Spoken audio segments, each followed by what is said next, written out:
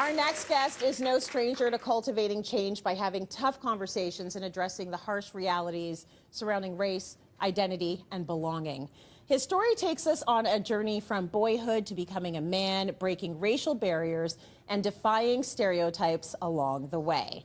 Here to share his debut book, Black Boys Like Me, is educator and author Matthew R. Morris. Welcome, welcome. Thank you. It's great to have you here, and congratulations to you for this beautiful and insightful book. So thanks for joining us today. At what point did you decide, like, I've got a story here and I need to share this? Well, when I first got to the Faculty of Education, that was the first time I actually paused and started to reflect not only on my experience and my story, but the experiences of so many other young, urban black males. That was the first time where I knew that the stories and experiences that we endured needed to be shared with the general public.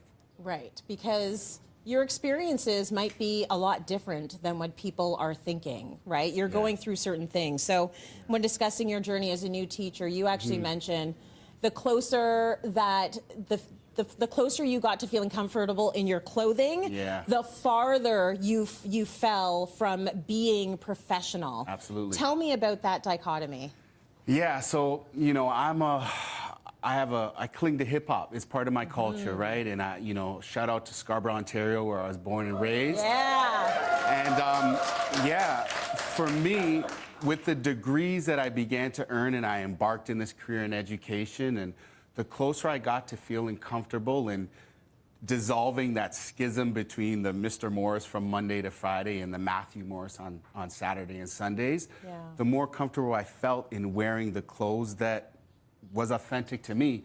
But it's ironic, the black experience and being, you know, a black male, it's ironic that the more comfortable I feel in the clothing that I ascribe to somehow gives this signal that it's unprofessional or less professional. And this kind of happened to me at a picture day, and I talk about it in chapter 2 of my book, where the clothes that I wore for picture day, there was a few people at the school who actually asked me to change. Really? Yeah. I mean, you know, I'm acting like I'm surprised, but I'm not. Yeah. Because the thing about it is so many things that are part of our culture are considered unprofessional. So the way our hair grows out of our head is considered unprofessional. Right. A lot of, what we lean on in our culture is considered to be unprofessional. So what do you do when you're in a situation like that? When you are not the majority and you are in these spaces, what do you pick? Because you have to navigate it. It is, I do, and we have to navigate it, and it's tough, but I work in education. I'm tethered to education, and for me, I feel like I would be doing a disservice to the youth, particularly the young black boys that I teach, if I didn't show up and be my authentic self. So I need to make sure that I show them the truest form of myself. Absolutely, and I'm happy you do that. The students need to see that, right? Yeah, 100%. In Black Boys Like Me, you've given us firsthand knowledge of your societal experiences, and as a black educator, how you've ensured that the young black boys that you are teaching are receiving the resources and support needed within our education system. So how do you do that? And that is like, it's a very big cross to bear. Yeah, nah, it's real big. And for me, the way I look at it, right, and when you think of school, right, whether you're in it or not, everyone's gone through school, right? And there's that big C curriculum, the things that we learn in math and science and English class. And then there's that little C curriculum. These are the implicit whispers that the messaging that we get from teachers, from the institution, who's represented in the school. So for me, I lean on that little C curriculum. That is how I make sure that, you know, people who are not necessarily in the center of the story are validated and supported, that these young black children feel that they can be themselves and that they're important, you know. So for me, it's very important to show up irrevocably myself when I show up to classrooms. So they feel seen, right? Absolutely. You know, I would be doing a disservice if I came to a school in, no disrespect, you know, in a suit with a tie and hiding parts of my identity. This is who I am. I have the same credentials that everybody else in a school has. So for me, it's important to let these young little boys and little girls see that you could still show up and be yourself and be taken seriously. Yeah, and you can still be a professional, and you can still have all your degrees as you do. Right. So you wouldn't wear like a little pink and red number. I mean, no, I definitely do the pink on a Friday. A little bit, Absolutely. yeah, on a Friday. Absolutely. Talk to me about the most challenging chapter to write in this book. The final chapter is titled 6 p.m. in Toronto. And in this chapter, I kind of get to the crescendo of a through line in the book, and which is the relationship that I have with my mother. And, you know, I'm a black man. The world takes me up as a black man. But my mother was a first-generation Canadian of Polish ancestry. And in 2015, she was diagnosed with pancreatic cancer. And unfortunately, the diagnosis was at stage 4, and she passed away in March of 2015.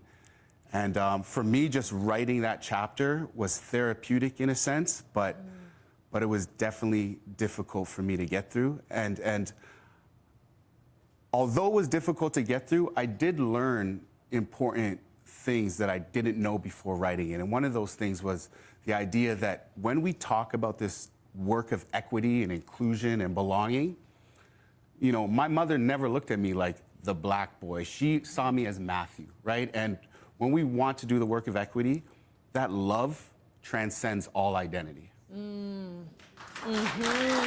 Absolutely. Because if you start, first of all, I'm so sorry. I'm so sorry about your mom. You know, eternally sorry about the moms who have been lost. But yeah, if you start from a place of love, you're going right through all of the bias. Right. So I like that point. I also like the cover. Like it's a beautiful, the artwork is gorgeous. So Yeah. like tell us a little bit about this.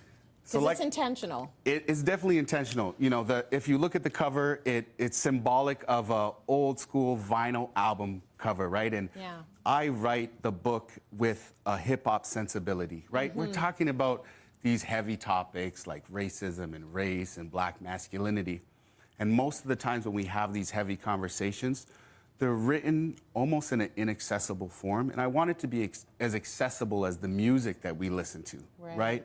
So the cover to me represents the hip-hop nature of the book, but both also the linear lines at the top that kind of evolve into the chaotic and static lines at the bottom that represent the experiences of navigating life as a young black male.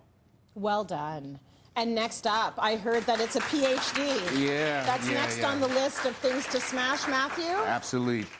PhD starting in September, a couple more tattoos, hopefully, and continue to teach. All the ink, all the ink. Matthew, thank you so much for sharing your story with us. And the conversation doesn't end here because you're all going to go home with a copy of Black Boys Like Me. Read it. It's incredibly accessible.